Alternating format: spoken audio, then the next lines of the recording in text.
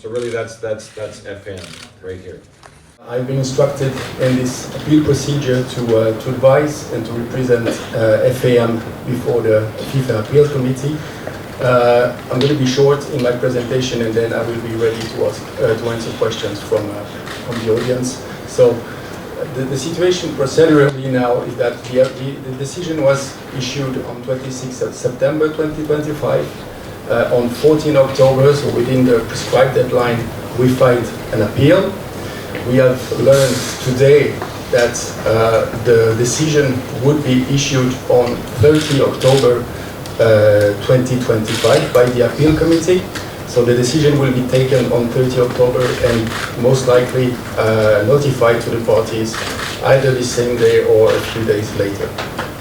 So after this decision from the appeal committee, if the players or FAM are not satisfied with the decision, they may still appeal to CAS, which will take some other time to be resolved. So this is about the procedure.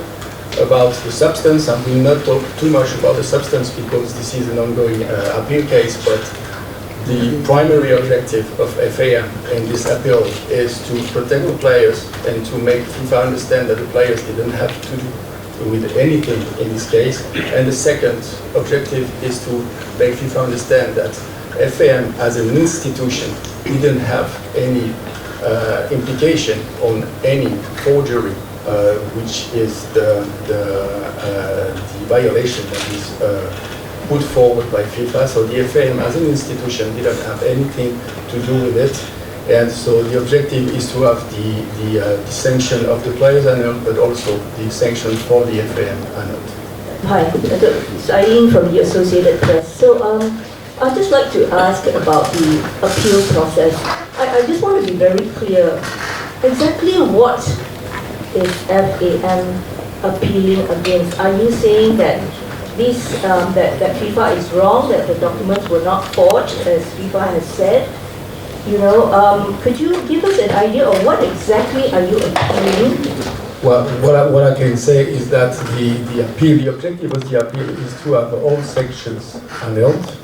It's to demonstrate that there was no forgery on the side of the player, there was no forgery on the side of the FAM as an institution, and if any wrongdoing was done, it should be targeted to the person in question.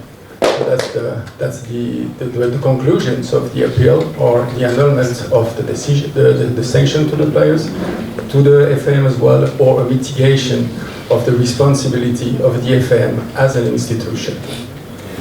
So, sorry, if I get this right, you're saying now that you're going to absolve FAM responsibility of the so-called forgery and direct it to the so-called party who's responsible, which is NRD.